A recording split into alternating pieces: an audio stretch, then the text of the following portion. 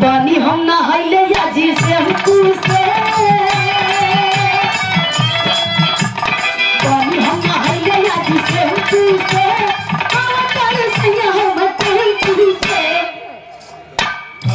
ई पहला सिंगर, लेकिन दूसरा सिंगर गाए बहिया बन्हाई गए पगहा से आकर से बोले गदा से।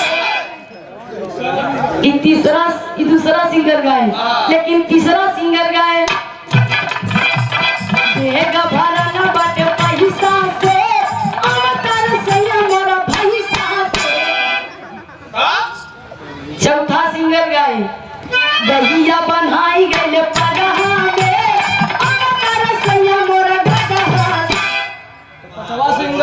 पांचवा सिंगर लिखे कवि जी हमारे लिख दिए पानी भरल बाटे मटका में प्यार कर सैया मोरा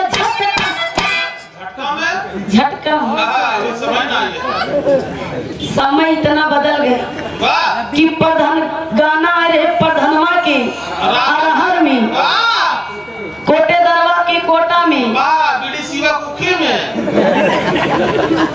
ना बीडीसी पीछे हटे ना कोटेदार ना प्रधान। कितना सम्मानित आदमी है नहीं ऐसे कौनो बात बा, लेकिन कहना हमार सब गीत